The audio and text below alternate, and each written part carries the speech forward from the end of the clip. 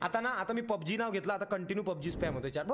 तुम्ही स्पॅम का करता रे? तुम्ही येडेत का रे भावनो? तुमच्या डोक्यावरती पडलेत का रे तुम्ही?